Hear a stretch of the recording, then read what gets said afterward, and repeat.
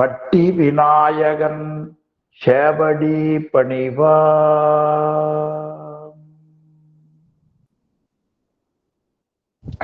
திருச்சிற்றம்பலம். அடியார் பெருமக்களுக்கு வணக்கம். எல்லாம் வல்ல சிவகாமி அம்மை உடனாகிய அம்பலமான பெருமானது திருவருட் பெருங்கருணையினாலும் அருவான்மும்மை நாயன்மார்களது குருவருடினாலும் கச்சியப்ப முனிவர் அருளி செய்த பேரூர் புராணத்தை சிந்திக்கக்கூடிய மிகப்பெரிய சிவபுண்ணியத்தை நாம் பெற்றிருக்கிறோம். அதற்கு அருள் செய்த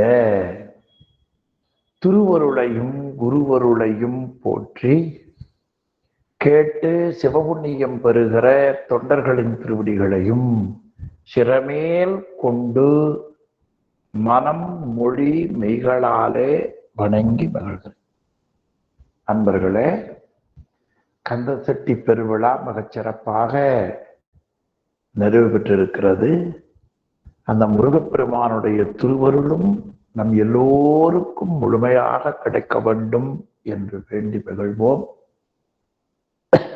அன்பர்களே, பேரூர் புராணத்திலே 28வது படலம் உமையம்மை கௌரி தவம்புரி படலத்தை சிந்தித்துக் கொண்டிருக்கிறோம். உமையம்மை குன்றுகளிலே தவம் செய்து கொண்டிருக்கிறார்கள். அப்பொழுது நாரத முனிவர் வந்து, நீங்கள் தவம் செய்தால் இறைவன் வந்து உங்களை திருமணம் செய்து கொள்வான், அருள் செய்வான் என்பது நிறைவான செய்திதான். ஆனால் பேரூரிலே போய் வழிபட்டால் மிக விரைவாக இறைவன் வந்து அருள் செய்வான் என்று நாரத முனிவர் உமையம்மைக்கு கூறுகிறார். உமையம்மை உடனே பேரூர் போக வேண்டும் என்று எண்ணுகிறார். இந்த புராணம் எதற்காக என்று சொன்னால், யாராலும் பற்றி கொள்ள முடியாத பரம்பொருளை பற்றியவர்கள் பற்றுவதற்கு ஏங்குகிற மக்களை அதிலே ஈடுபடுத்தும் பொருட்டு கதைகளாக சொல்லுவார்கள்.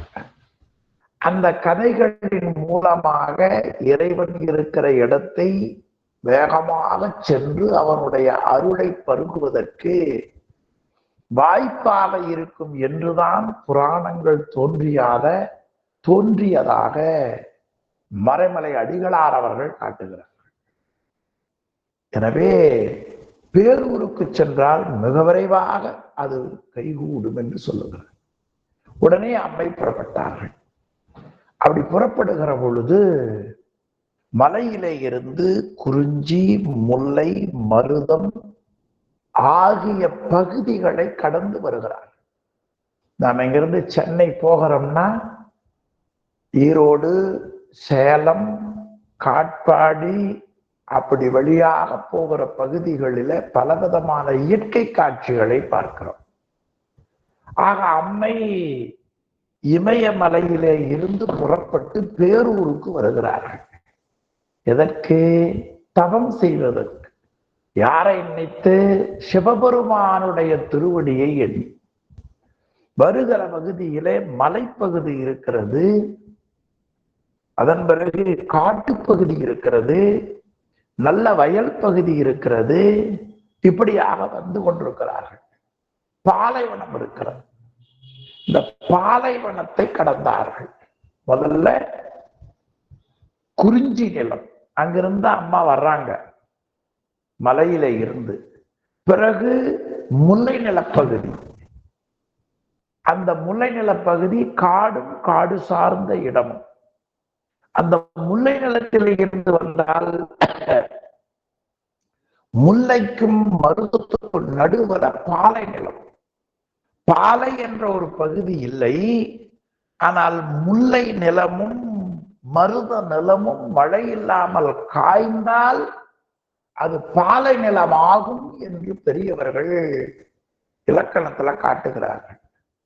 அதன் பிறகு பாலைவனம் கடந்து அம்மா அவர்கள் மருத நிலப்பகுதியை பார்த்து கொண்டு வருகிறார்கள். முண்டக முறுக்கு விட்டு முகமலர்ந்திருப்ப செந்தேன் கொண்டு பைந்தாது பில்கும் குவளை கண் விழித்து காண விண்டு பைந்தேரல் காலும் வரை கைரவம் வாய்விள்ள கண்டு கண்டு இனிது சென்றாள் கள்ளனிகள் பலவும் மாதோ. முண்டகம்னா தாமரை, நல்ல தாமரை முக்குகள் விரிந்து அப்படி முகமலர்ச்சியா இருக்கிறது. நம்முடைய வீடுகள்ல முன்னால நல்ல செடி மலர் தரக்கூடிய மரங்களை வைத்து வீட்டுக்கு முன்னால அவை மலர்ந்திருக்குமானால் வருபவர்களுக்கும் இருப்பவர்களுக்கும் பார்ப்பவருடைய உள்ளத்தை மலர் மென்மைப்படுத்தும். மலர் என்பது அன்பை காட்டுவதற்கு கொடுக்கிற பொருளாக பெரியவர்கள் பயன்படுத்தி இருக்கிறார்கள். அதனால தாமரை மலர்கள் அப்படியே குளக்கலையில மலர்ந்து இருந்தது. அதை பார்த்த உடனே அடாடாடாடா என்று அந்த முகம் மலரும்.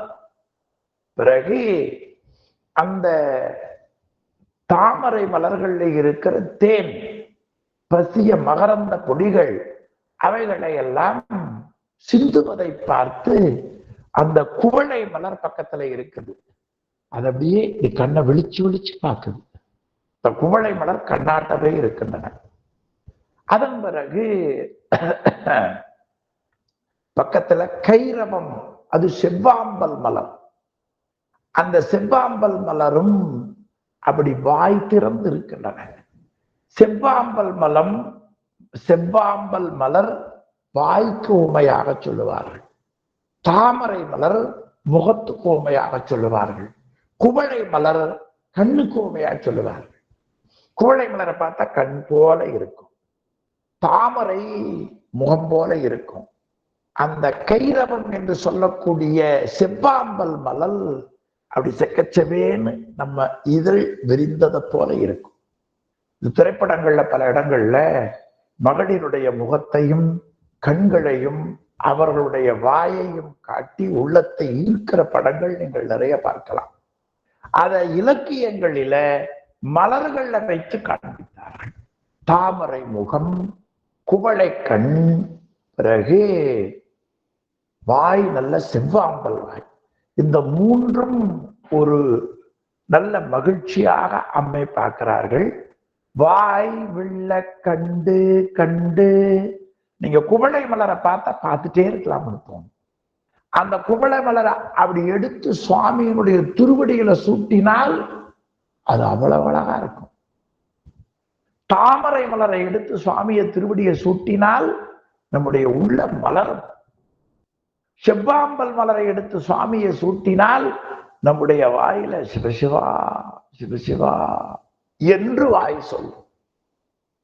அப்படி ஒரு காட்சியை அம்மா மருத நிலத்துல பார்க்கிறார்கள். இதுதான் நாம் கடைசியாக பார்த்த பாடல், 47வது திருப்பாடல். தாம் திரை கொணர்ந்து வீசும் தரளமும் துவரும் மூழ்க பூந்துணர்த்தாது போர்க்கும் புன்னயம் காணம் எல்லாம் தேந்துளி துளித்து வாசம் சிரித்து. பாடலை மட்டும் கொஞ்சம் ஒரு பாயிண்ட் கொஞ்சம் பெருசா காமிங்க. மென்மலர்கண் அருமை, மென்மலர்கண் முன்னர் ஏந்துதன் கடல் சூழ் வைப்பில் இடம்பல கடந்து சென்றாள். ஆமா, தாம் திரை கொணர்ந்து வீசும் தரளம். இந்த திரை இருக்கிறதே அது திரித்து திரித்து வருவதால திரைன்னு பேர். அது வயதானா கூட நரை திரைன்னு சொல்லுவாங்க. திரைனா வயதானவங்க தோல்ல பாருங்க, இப்ப இளமையா இருக்கிற தோல் அப்படி ஒரே மாதிரி இருக்கும், வெள்ளை துணி மாதிரி. வயதானவங்க தோல் மடுப்பு மடுப்பா மடுப்பு மடுப்பா திரை திரையா இருக்கும். அது ஒண்ணு மேல ஒண்ணு மடுப்பு சுருக்கமா இருக்கும், அதுக்கு திரைன்னு பேர். அது மாதிரி ஒரு அலை மேல ஒரு அலை, ஒரு அலை மேல ஒரு அலை, ஒரு அலை மேல ஒரு அலை. அந்த அலை அப்படியே தாவி கொண்டு வரும். இப்ப கூட 2 நாளைக்கு முன்னாடி அலை வந்ததுக்கு என்ன பெயர் சொன்னாங்க இல்லையா? அந்த காற்றழுத்த மண்டலம் அது மாதிரி தாவுகின்ற கடல் அலைகள் அப்படி தாவி வருகின்றன. உள்ளே இருக்கிற நல்ல முத்துக்களை கொண்டு வந்து அப்படி கடற்கரையில போடுகின்றன. முத்தோட சேர்ந்து பவளத்தையும் கொண்டு வந்து போடுகின்றன. ஆமா, ஒண்ணு காசு பணத்துக்கு இல்லைங்க, சும்மா வந்து கடல்ல இருந்து விழுகிறது இயற்கை காட்சி. நமக்கு வேணா மாம்பழம் பெருசா இருக்கலாம், மாந்தோப்புக்காரங்க வீட்டுல பாத்தீங்கன்னா மாம்பழம் பழுத்து தும்கும் கீழே இல்லையா? அது போல தாம் திரை உணர்ந்து வீசும் தரளம் துவரும். துவர் என்பது பவளம் என்று பெயர். நல்ல பவளத்தையும் முத்தையும் அப்படி கொண்டு வந்து வாரி இறைக்குது கடல். கடல் வளை எப்படி இருக்குது பாருங்க. துவரும் மூழ்க, அப்படி பவளம் கொண்டு வந்து இறைக்குது, முத்து கொண்டு வந்து மேல போடுது. ஆக முத்தும் பவளம் மூழ்கும்படி நல்ல பூங்கொத்துக்களின் மகரந்த பொடிகள் அங்க விழுகின்றன. இந்த கடற்கரை பக்கம் பார்த்தீங்கன்னா புன்னை மரங்கள் ரொம்ப அருமையாக இருக்கும். புன்னை மரங்கள் அது நம்முடைய ஞானசம்பந்த பெருமான் மயிலாப்பூர் கடற்கரையில் இருக்கிற கோவில் எல்லாருக்கும் தெரியும். கற்பகாம்பிகை கபாலீஸ்வரர் கோவில் எல்லாருக்கும் தெரிந்தது. அங்க அருமையா ஒரு திருப்பாடல் பாடுகிறார் இல்லையா? பூம்பாவையை எழுப்பதற்காக பாடிய தமிழ் மந்திரம். மட்டிட்ட புன்னயம் காணல் மடமயிலை. அங்க புன்னை மரம் இருக்கிறதா பாடுறார். கடற்கரையில நல்ல புன்னை மரங்கள், அந்த புன்னை மரங்கள் கடற்கரையில் இருந்திருக்கின்றன. அதை காட்டுகிறார். பூந்துணர் தாது போர்க்கும் புன்னயம் காணம் எல்லாம் தேந்துளி துளித்து வாசம் சிரித்து மின்மலர்கள். அப்படியே அந்த முத்தையும் பவளத்தையும் வாரி இறக்கிற கடற்கரையில புன்னை மரத்தில இருந்து பூக்கிற பூங்கொத்துக்கள்ல இருந்து மகரந்த முடிகள் அப்படி தங்க கலர்ல விழுகிறது. அந்த புன்னை மரங்களும் கடற்கரையிலே இருந்தன. எல்லாரும் பாக்குறீங்களா கடற்கரைய? கடற்கரையில இருந்து மெரினா பீச்சில் என்ன நடக்குது? அப்படியே கொண்டு வந்து அள்ளி தாவி தாவி கடல்ல வருகிறது. பவளம் வந்து நிறைய விழுகிறது, முத்து விழுகிறது, அது மேல அழகா மகரந்த புடி விழுகிறது. பக்கத்துல பூத்து குலுங்குகிற புன்னை மரங்கள் காட்சி அளிக்கின்றன. புன்னையம் காணமெல்லாம். கடற்கரையில இத்தனை சிறப்பு. புன்னை மரம், மரத்துல இருக்கிற பூல இருக்கிற தாது விழுகிறது, பவளம் முத்து எங்க பார்த்தாலும் கடற்கரை. தாம் திரை குணர்ந்து வீசும் தரளமும் துவரும் மூழ்க பூந்துணர்ந்தாது போர்க்கும் புன்னை வாய்க்கானமெல்லாம். அப்படி கடற்கரையில அந்த அழகு காட்சி இருந்தன. மேலும் தேந்துளி துளித்து வாசம் சிரித்து மென் மலர்கண் முன்னம். அப்படியே தேன் துளிகள் சிந்தும் மென்மையான மலர்களை ஏந்தி கொண்டிருக்கிற கடல் சூழ்ந்த அந்த கடற்பரப்பு நெய்தல் நிலம், அதையும் அப்படியே கடந்து செல்லுகிறார்கள். எனவே அம்மா குறிஞ்சி நிலத்துல இருந்து வருகிறார்கள், பிறகு பாலை நிலத்தை கடக்கிறார்கள், பிறகு முல்லை நிலத்தை கடந்து வருகிறார்கள், பிறகு மருத நிலத்தை கடக்கிறார்கள், பிறகு நெய்தல் நிலத்தை கடக்கிறார்கள். தமிழகத்தை குறிஞ்சி முல்லை மருதம் நெய்தல் என்று நானில பகுதியாக பிரித்தார். அதை அருமையா மணிவாசக பெருமான் திருவாசகத்துல, ஆமா, நானிலம் புகாமல் பரகதி பாண்டியர்க்கு அருளினை போற்றி.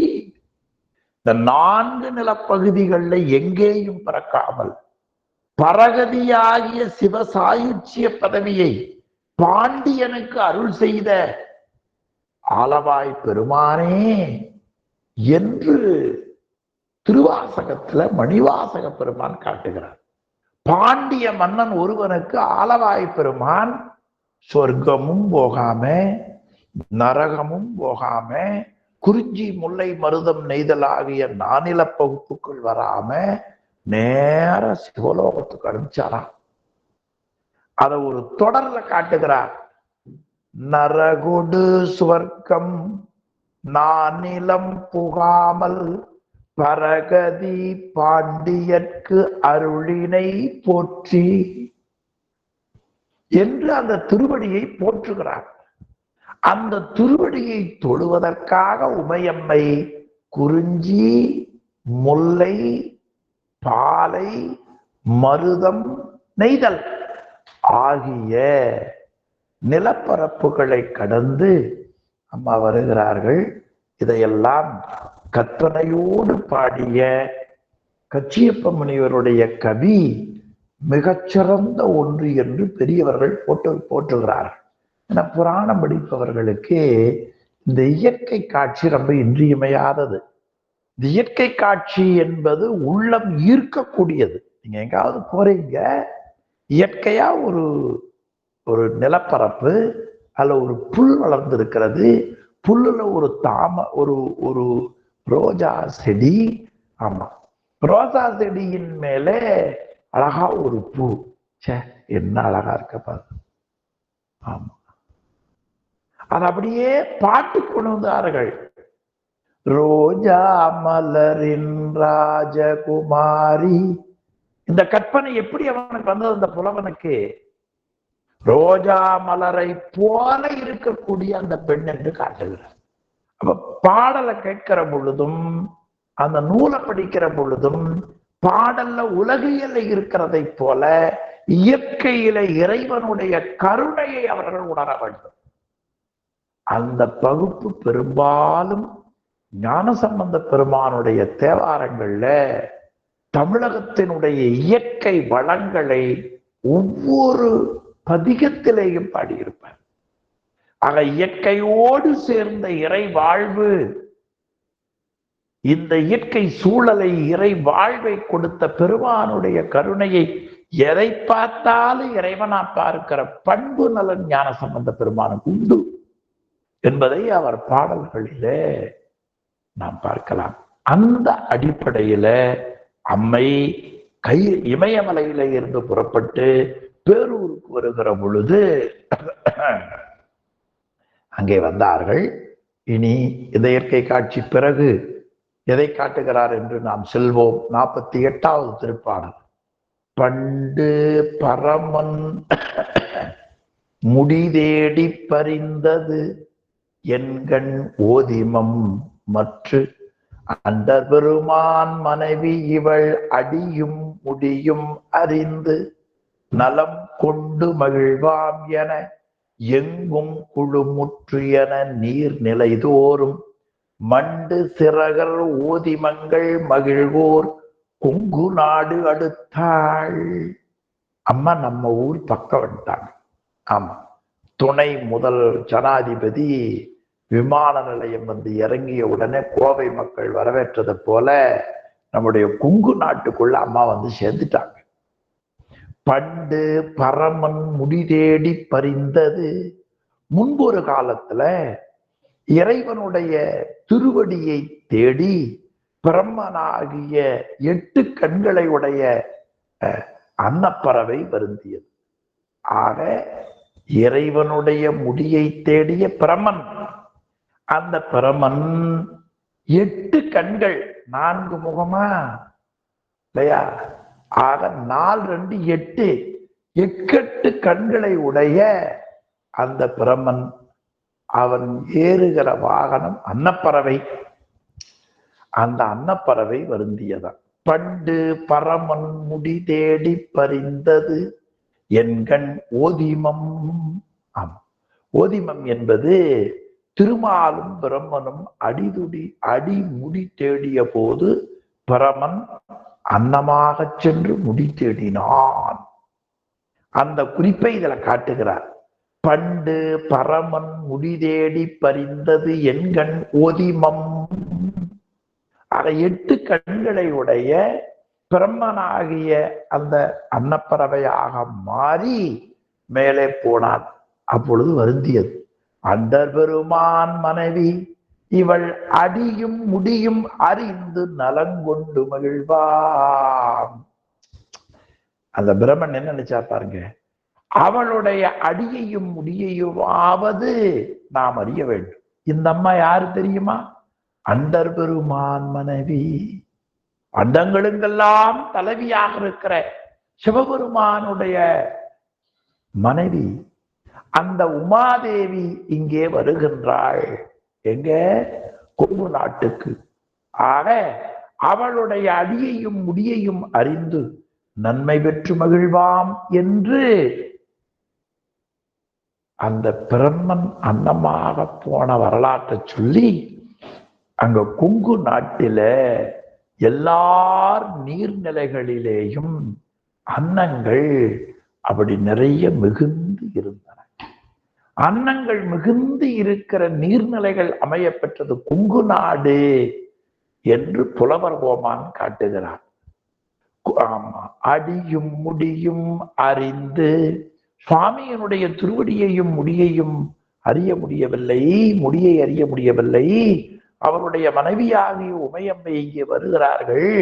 அவருடைய அடியையும் முடியையும் அறிந்து நாம் நன்மை பெற வேண்டும், நாம் மகிழ்வோம் என்று அன்னங்கள் ஒன்று கூடியதைப் போல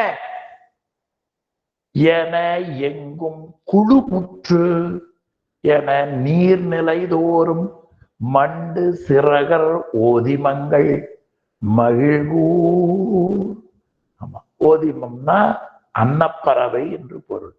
அந்த அன்னப்பறவைகள் அந்த நீர்நிலைகள்ல ஏராளமா காட்சி கொடுக்கிறார். அந்த அன்னத்தை பார்த்த உடனே கச்சியப்ப முனிவர் பெருந்தைக்கு என்ன ஞாபகம் வந்தது?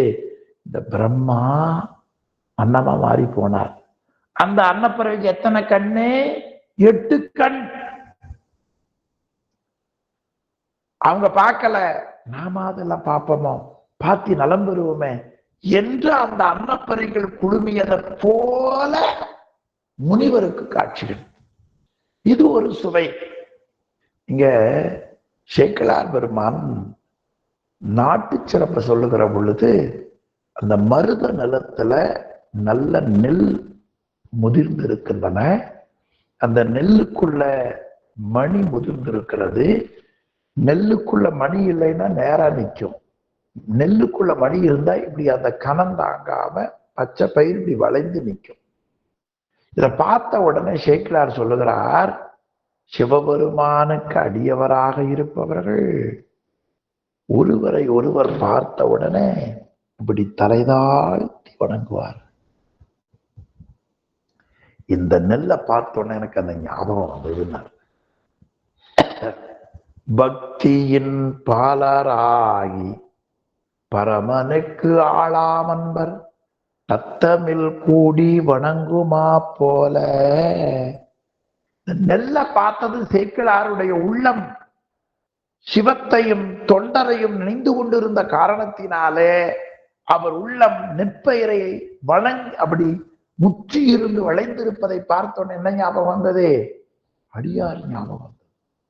இப்ப கச்சியப்ப முனிவர் பெருந்தகை கொங்கு நாட்டில் இருக்கிற நீர்நிலைகள் அன்னப்பறவைகளை பார்க்கிறார்.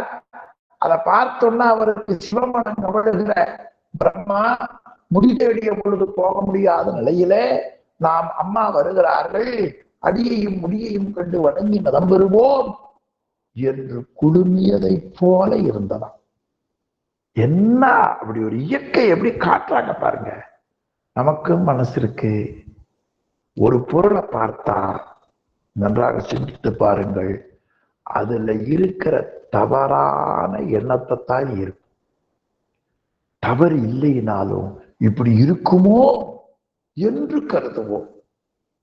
சில பேர் வருவாங்க, என்ன கடுப்பேத்தருக்குன்னே குளிச்சுட்டு வந்து நிக்கிறா பாரு அப்படின்னு கேட்பாங்க.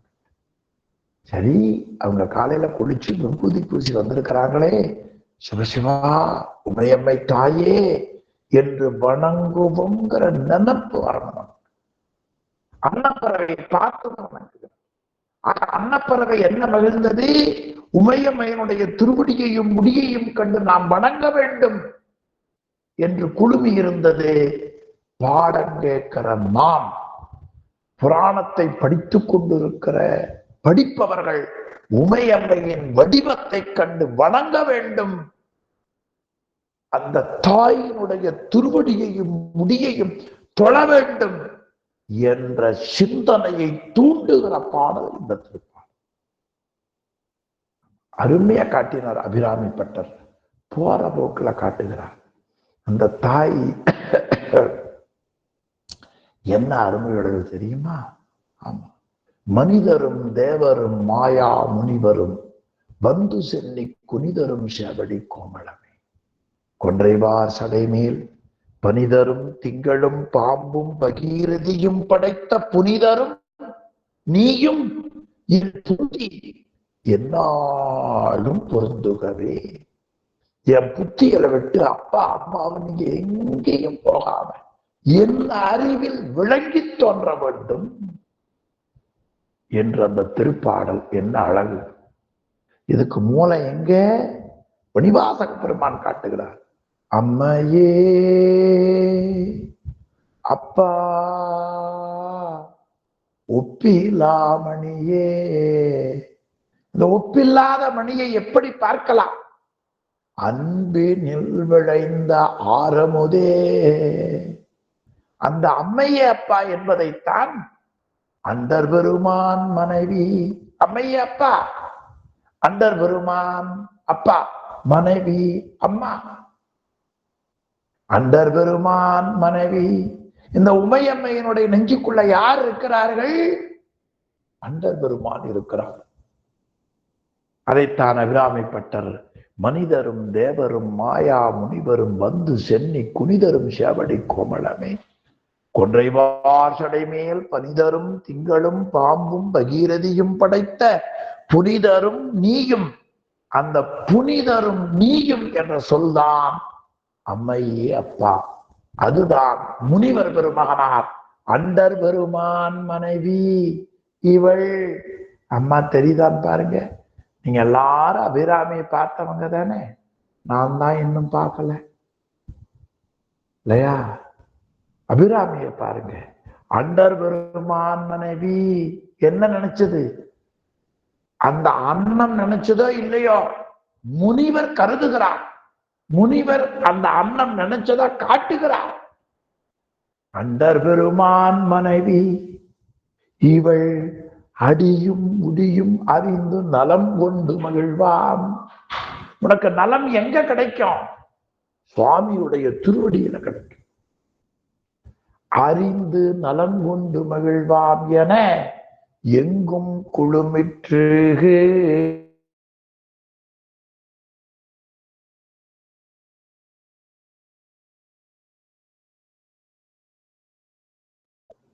கொண்டு மகிழ்வாம் என எங்கும் குழுமிற்று என. அந்த எனங்கிற சொல்ல அதுக்காகத்தான் கூடியிருக்குமோ அப்படி நினைச்சு. இந்த காட்சி திருவம்பாவையில் ஒரு இடம் காட்டுறார். மணிச்சத்தம் கேக்குது. மணிச்சத்தம். அந்த மணிச்சத்தம் கேட்குது. சின்னம் ஊதுகிறார்கள். தென்னா என்ன என்று சொல்லுகிறார்கள். அது கேட்ட உடனே சிவசிவா சிவசிவா சிவசிவா. சின்னங்கள் கேட்ப சிவன் என்றே வாய் திறப்பாய், தென்னாய் என்னா முன்னம் தீசே விழுவப்பாய் என்ற காட்சியை பார்க்கிறோம். இதே போல மணிச்சத்தம் திருவாரூர்ல ஒரு பசு மணியை அடிக்கிறது. அந்த மணிச்சத்தை எப்படி கேட்டது? மனுநீதி சோழனுடைய காதில ஏறி வருகின்ற எருமையினுடைய கழுத்திலே கட்டி இருக்கிற மரளி வாகனம் எருமை மணியோசை போல காதல விழுந்திருக்கிறார். யாருக்கு? மனுநீதி சோழனுக்கு. இவ சிவனடியார்கள். எனவே சின்னங்கள் கேட்ப சிவன் என்றே வாய் திறப்பாய். இப்ப நீங்க இருக்கிற பகுதியில ஒரு சிவாலயம் இருக்கு, ஒரு விநாயகர் கோவில் இருக்கு, ஒரு அம்மன் கோவில் இருக்கு. காலையில 6 மணிக்கு மணி அடிப்பார்கள். அந்த சத்தம் உங்களுக்கு எதை ஞாபகப்படுத்துகிறது?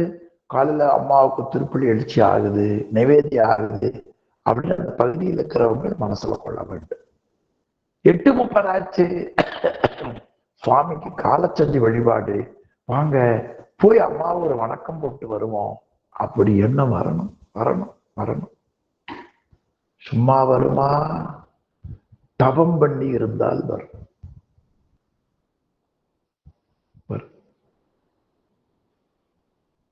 ஆக அந்த கொங்கு நாட்டில் இருக்கிற, அது நான் விளக்கமா சொன்னேன், உலகியல் தான் இல்லையா. நம்ம பகுதியில் இருக்கிற ஒரு அன்பர் துணை ஜனாதிபதியானார், எல்லாரும் போய் வரவேற்றாங்கல்ல, அவ்வளவுதான் நம்ம அறிவு. உமையம்மை வருகிறார், 224 புவனத்துக்கு தலைவி, அண்டர் வருமான் மனைவி, இவள் அடியும் முடியும் அறிந்து நலங்கொண்டு மகிழ்வாம். இந்த தொடர் எந்த அம்மன் கோவிலுக்கு போனாலும் நீங்க எண்ணி மகளலாம். பாட்டு வரலா கூட நாம கௌரி தவம்புரி படலம் படித்தோம். அம்மா, அந்த முனிவர் போற்றிய திருவடி இதுதானா? அந்த முனிவர் எங்களுக்கு காட்டிய திருமுடி இதுதானா? இந்த ரெண்டையும் பார்க்கிறோம். எங்களுக்கு நலங்களை அருள்வாய் தாயே என்று அந்த உருவத்தை பார்த்து வணங்க வேண்டும். அண்டர் பெருமான் மனைவி இவள் அடியும் முடியும் அறிந்து நலங்கொண்டு மகிழ்வான். நலம் என்பது எங்கே கிடைக்கும் என எங்கும் குழுமிற்று என. 2 இடத்துல என போட்டார் பாருங்க, பாடல கவனிங்க. அடியும் முடியும் அறிந்து நலம் கொண்டு மகிழ்வாம் என எங்கும் குழுமிற்று என 2 என போட்டார். முதல்ல வருகிற என என்ன பொருள்? அவர் திருமுடியை அறிந்து நலம் வர வேண்டும் என்ற கருத்து. இன்னொன்று எங்கும் குழுமிற்று என, இந்த அன்னங்கள் குழுமியதை கண்டு நான் எண்ணினேன் என. 3வது 2 என இருக்குது பாருங்க. அறிந்து நலம் கொண்டு மகிழ்வாம் என எங்கும் குழுமிற்று என, நீர்நிலை தோறும் எங்கும் குழுமிற்று என. எது? மண்டு சிறகர் ஓதிமங்கள் மகிழ்கூர் கொங்கு நாடு. அந்த அன்ன பறவைகள் மகிழ்ந்து கொண்டிருக்கிற பகுதி கொங்கு நாடு. இந்த தவம் செய்ய போற இடம் நீர்நிலை, அன்னப்பறவை, நல்ல சூழல் இருக்கணும். அதை பார்த்த உடனே உங்களுக்கு எளிமையா சொல்றப்ப பாருங்க, காலையில எங்காவது நீங்க ஒரு தல யாத்திரை போறீங்கன்னு வச்சுக்கோங்க, எங்கேன்னு சாப்பிடணும். என்ன தொழாவீங்க? வெஜிடபிள் ஹோட்டல் இருக்கான்னு பார்ப்பீங்க, சைவ உணவு விடுதி பார்ப்பீங்களா? அந்த அறிவிப்பை பார்த்தா வண்டி நிறுத்துவீங்க, பசியா இருந்தால் இல்லையா. பசியா இருந்தாலும் சைவ உணவு விடுதியில வண்டி நிக்காது. அதன் பிறகு உள்ள போன உடனே அந்த காட்சியை பார்த்த உடனே, சரி இங்க நல்லா இருக்கும் போல இருக்கு, சாப்பிடலாம் அப்படி குறவி. பார்த்தா ஒரு இது வேண்டாங்க, சாப்பிடாட்டியும் பரவாயில்ல, விரதம் வந்துருவோம், வாங்க போவோம் அப்படி வண்டி. அது மாதிரி அம்மா தவம் பண்ண வராங்களா, இந்த இடத்த பார்த்த உடனே அடாடாடா என்ன நீர்நிலைகள், என்ன இயற்கை காட்சி, இந்த இந்த ஊருக்கு வர்ற பொழுதே ஒரு மன மகிழ்ற மாதிரி இருக்க, அன்னப்பறவை பாரு எப்படியோ ஒரு ரம்மியமான சூழ்நிலை, மனம் அடங்கி இருக்கிறது. இதை பார்த்த உடனே வேற நினைப்பே எனக்கு வரலையே, அப்படி ஒரு உள்ளம் வரும். அதை எடுத்தொன்ன காட்டுகிறாள் சுவாமிகள். மண்டு சிறகர் ஓதிமங்கள் மகிழ்வூர் கொங்கு நாடு. அப்படி மகிழ்ந்து கொண்டிருக்கக்கூடிய அன்னப்பறவைகள் எல்லாம் மகிழ்ந்து கொண்டிருக்கிற கூடிய கொங்கு நாட்டு பகுதியை அம்மா வந்து சேர்ந்தார்கள். இந்த நாட்டிலேயே இருக்கிற நமக்கு இப்படி ஒரு இயற்கை சூழலை புலவர் கோமான் காட்டியிருக்கிறார் பாருங்க. அவர் திருவடிக்கு எத்தனை முறை வணக்கம் சொல்லுவது. இந்த மகிழ்ச்சியோடு அடுத்த பாடலுக்குள்ள போவோம். அரும்பு விரிந்த மலர்த்தேனும் ஆலைப்படுத்து களமர் தெரும் கரும்பு சொரிந்த நெருஞ்சாரும் கலந்து கால்கள் என ஒழுகி சுரும்பர் உழக்கும் மலர்பண்ணை தொகுப்பைஞ்சாலி தனை ஓம்ப பெரும்பை திறம் நித்தலும் போற்றும் பேரூர் எல்லை நன்னினாள். ஆமா, அந்த கொங்கு நாட்டுக்குள்ள போன உடனே பேரூர் போகிறார்கள். அந்த போகிற வழியில இயற்கை எப்படி பாருங்க, அரும்பு விரிந்த மலர், அப்படி அரும்பாய் இருக்கிற பூ அப்படியே கண் திறக்குது. அப்படி திறந்த உடனே மலருது. மலருதல்னா விரிதல்னு அர்த்தம். விரிது, அதிலே இருந்து தேன் அப்படியே ஒழுகுது. மலருக்குள்ள தேன் இருக்கும். பூ விரிந்தால் தேன் ஒழுகும். அரும்பு விரிந்த மலர் தேன். அந்த பூ விரிஞ்ச உடனே அதுல இருந்து வெளிப்பட்ட தேன். அடுத்து ஆலைப்படுத்து களமர் தெரும் கரும்பு சொரிந்த நரும் சாறு. உழவர்கள் நல்ல விவசாயம் செய்து கரும்பை வெட்டினார்கள். அந்த கரும்பை வெட்டிய பொழுது அதிலே இருந்து வெளிப்பட்ட கருப்பஞ்சாறு. என்ன கேட்டாலே ஒரு சுவையா இருக்குல்ல, கருப்பஞ்சாறு. இந்த ரெண்டும் கலந்து எது எது கலந்துருச்சு? அரும்பாய் இருந்த பூ விரிய, அதிலே இருந்து தேன் ஒழுக, உழவர்கள் கரும்பறுக்க, அதிலே இருந்து கருப்பஞ்சாறு ஒழுக, தேனும் கருப்பஞ்சாரும் அப்படி கலந்து இந்த கலக்கிறத பார்த்தாலே சில வீடுகள்ல அம்மா நல்ல பால் போட்டு, குங்குமப்பூ போட்டு, நல்ல நரும் பச்சை கற்பூரம் போட்டு, நீங்க இரவு பள்ளியற பூஜையில சிவாலயங்கள்ல அவ்வளவு நேர்த்திய பால் இருக்கும். சிவாலயங்கள்ல நீங்க போனீங்கன்னா நல்ல குங்குமப்பூ, பச்சை கற்பூரம், பனங்கள் கண்டு போட்டு பாலை சுண்ட காய்ச்சி நைவேத்தியம் சுவாமிக்கு அம்மாவுக்கு காண்பித்து எல்லாரும் குடிக்க கொடுப்பார்கள். பல சிவாலயங்கள்ல குடிக்கிற பேரை நான் பெற்றிருக்கிறேன்.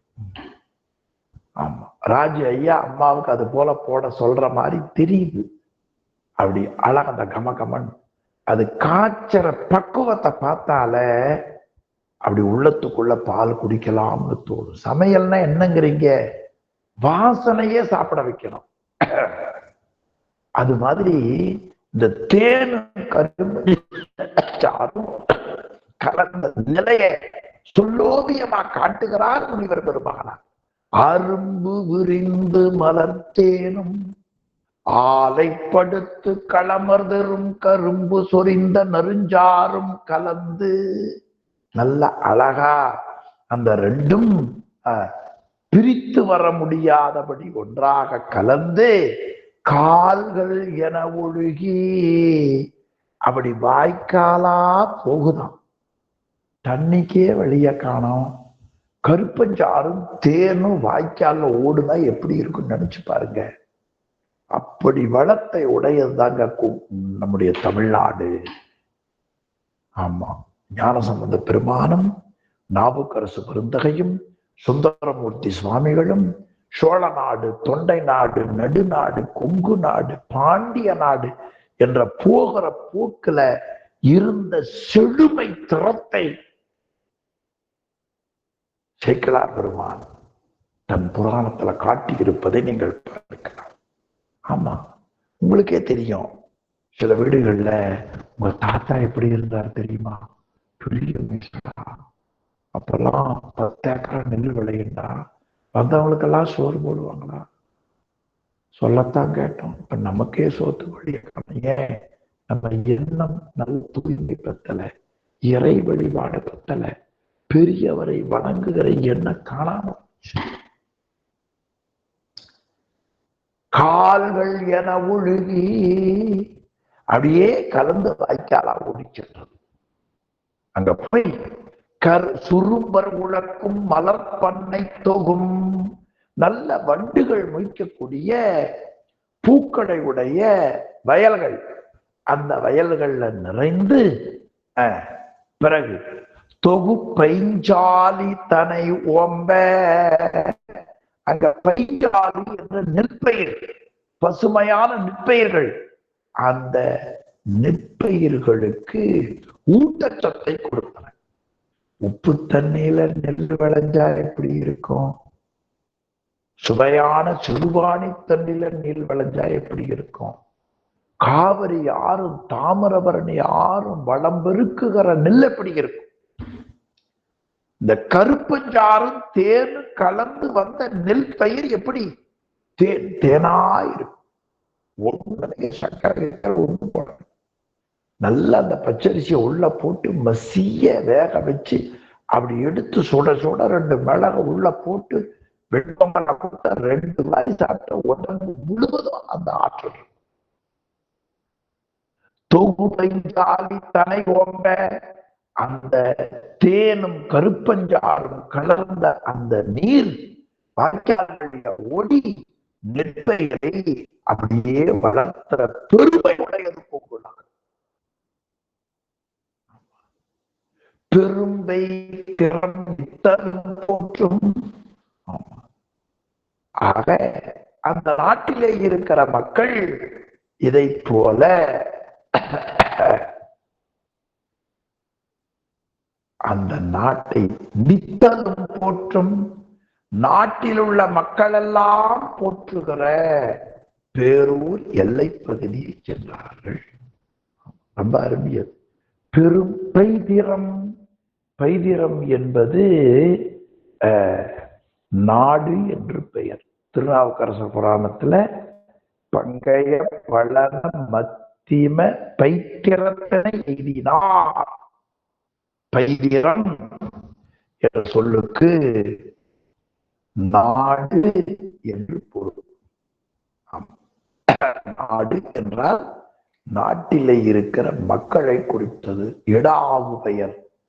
ஆக நாட்டில் உள்ள மக்களால் நாள்தோறும் போற்றப்பெறுகிற, வழிபடப்பெறுகிற பெருமையுடைய பேரூர். பெரும்பைத்திரம் நித்தலும் போற்றும். பெரும் பைத்திரம் அதை சொல்ல பிரிச்சுங்க. பெரும் பைத்திரம். பைத்திரம்னா நாடு. பைத்திரம் என்பது நாடு. பைத்திரம் என்ற சொல்லுக்கு என்ன பொருள்? நாடு. நீங்க எல்லாரும் சொல் பொருளை நாடு நீங்களா? நீங்க நாடணும். நாடுன்னா மனசுல எண்ணணும். பைத்திரம் நாடு. அந்த நாடு என்பது இடவாகு பெயர நாட்டில் உள்ள மக்களை குறித்தது.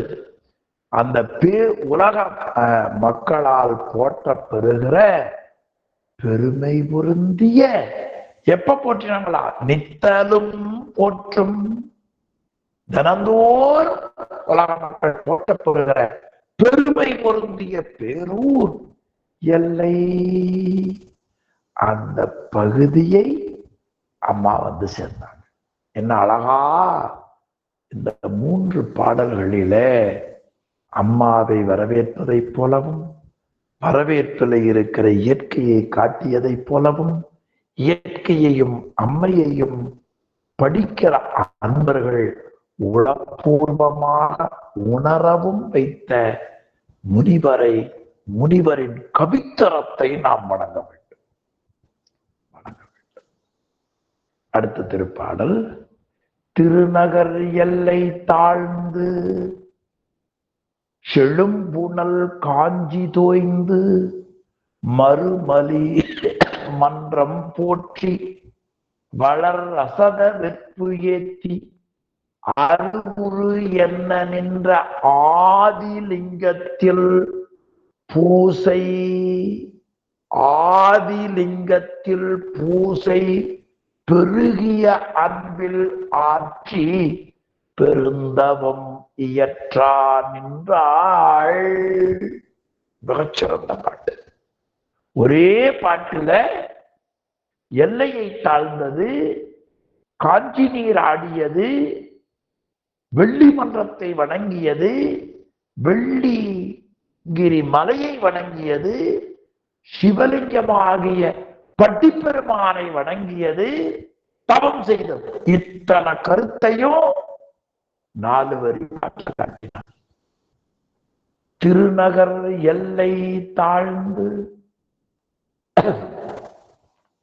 நகர் மக்கள் சேர்ந்திருக்கிற பகுதி, அது திருவை போல நகரம், அழகான நகரம். திருநகர் எல்லை தாழ்ந்து பேரூர் எல்லையை பார்த்தாங்க. சுவாமி அரசு செங்கோல் ஊச்சுகிற பகுதி எல்லையை வணங்கினார். இப்பொழுதும் நாம எந்த கோவிலுக்கு போனாலும் அந்த கோவில் அறிவிப்பு பலரை பார்த்த உடனே அந்த சுவாமியை நினைச்சு வணங்கணும். இப்ப நீங்க கடலை நடந்து போனீங்கன்னா உடுமலைப்பேட்டை, அதை தாண்டி மடத்துக்குளம், இந்த மடத்துக்குளத்துக்கும் தாளையத்துக்கும் நடுவில் ஒரு மேடு வரும். அதை மேடு ஏறினோன்னு அந்த முருகப்பெருமான் மலை தெரியும். அங்க நடந்து போகிறவங்க அங்க பார்த்த உடனே முருகா முருகா முருகா.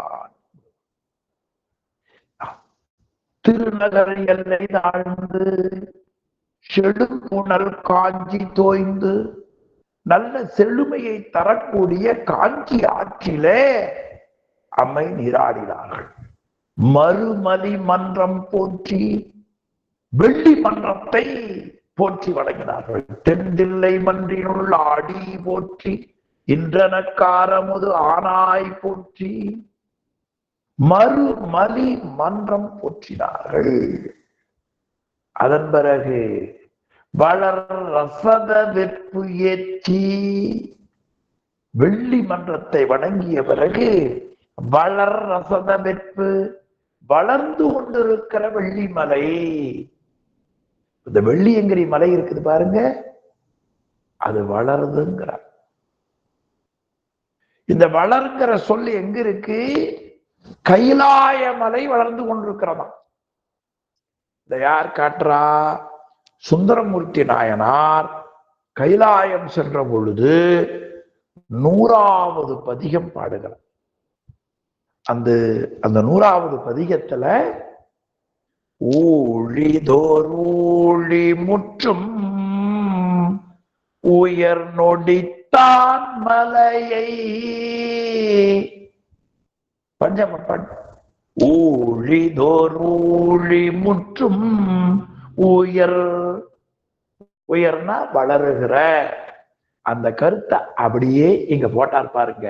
வளர் ரசத வெப்பு, அது எத்தனையோ காலத்துக்குள்ள மைக்ரான் அளவு அப்படி மலை வளர்ந்து கொண்டே போகுது.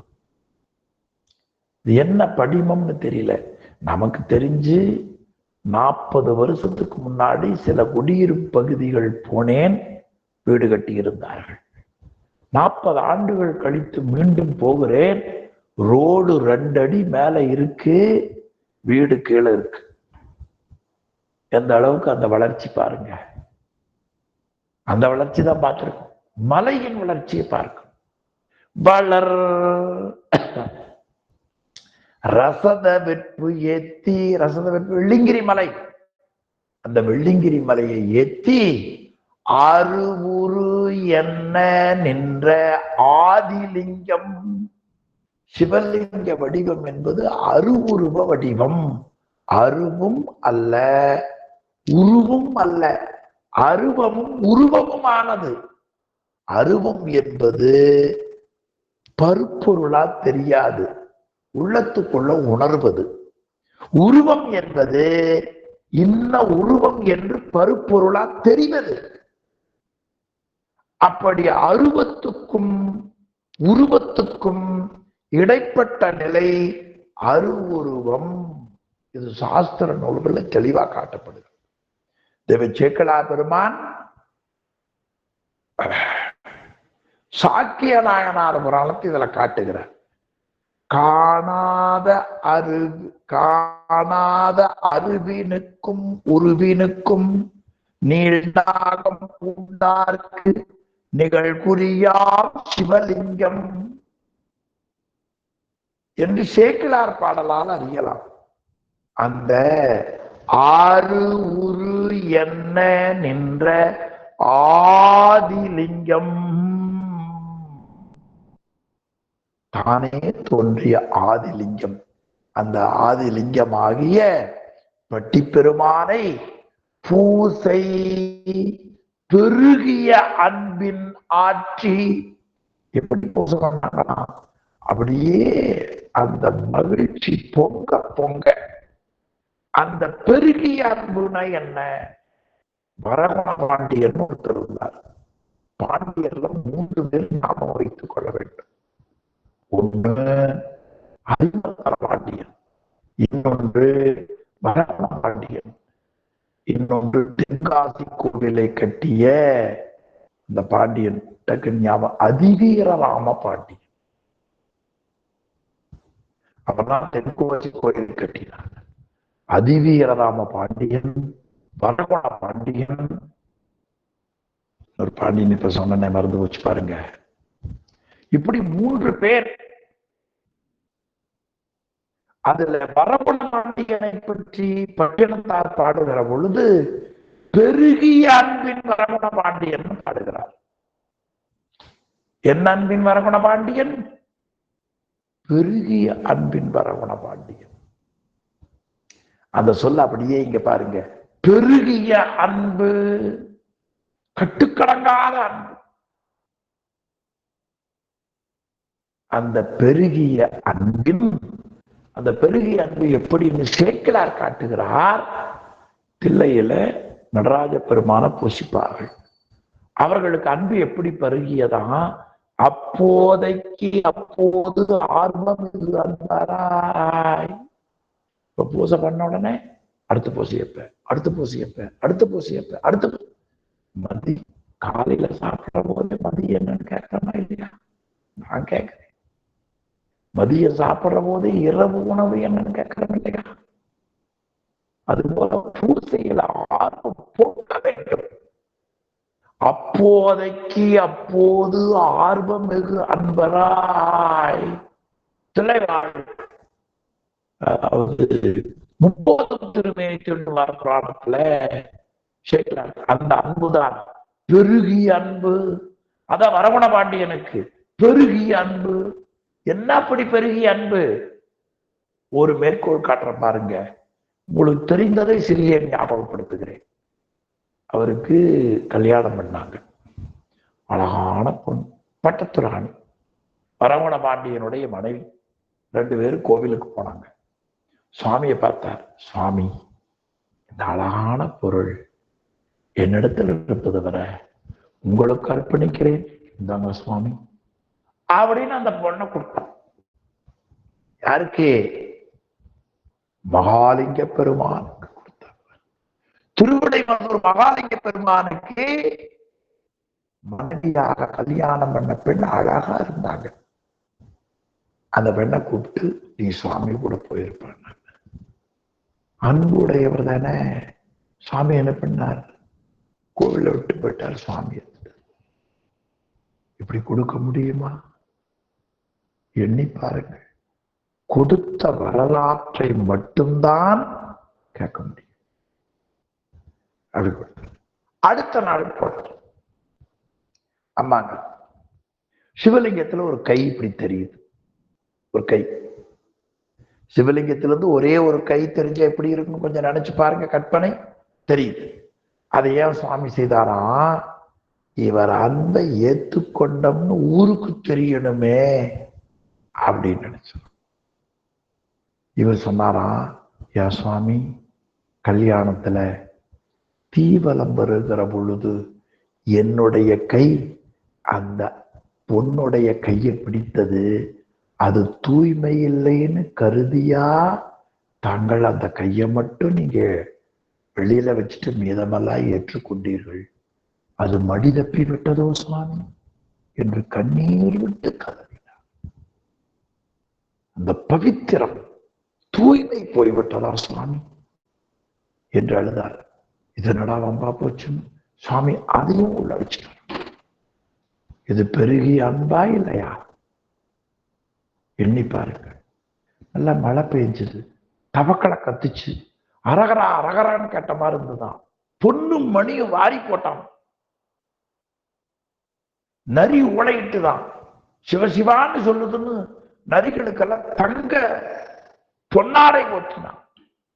வேப்பம்பழத்தை பார்த்தாராம், ஐயோ சிவலிங்கம் என்று பழம் கீழே விழக்கூடாதுன்னு கீழே எல்லாம் விதானம் கட்டி வைத்தார். பெருகிய அன்பு, அதனால பெருகிய அன்பின் வரகுணபாண்டியன் பட்டினத்தார் அவரை துதித்தார். அது போல முனிவர் அம்மையினுடைய அன்பை பெருகிய அன்பால் அருவுரு என்ன நின்ற ஆதிலிங்கத்தில் பூசையாற்றி பக்தியால போற்றி பெருந்தவம் இயற்றான் என்றாள். அந்த தவம் செய்கிற அம்மையினுடைய திருவடியை, பட்டிப்பெருமான் திருவடியை, வெள்ளியங்கிரி பெருமானுடைய மலையை, அடுத்து வெள்ளி மன்றத்தை, காஞ்சியை, இவையெல்லாம் தியான பாடலாக இந்த பாடலை பாடி இன்றைய வகுப்பை நிறைவு செய்வோம்.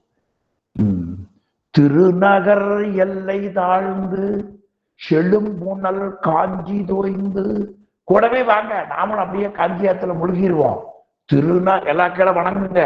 திருநகர் எல்லை தாழ்ந்து செழும் புனல் காஞ்சி தோய்ந்து மறுமலி மன்றம் போற்றி வளரசது வெப்பு ஏத்தி அருவுரு என்ன நின்ற ஆதிலிங்கத்தில் பூசை பெருகிய அன்பின் ஆற்றி பெருந்தவம் இயற்றான் என்றாள். திருச்சிற்றம்பலம். ஓதுவாமூர்த்தி ஐயா.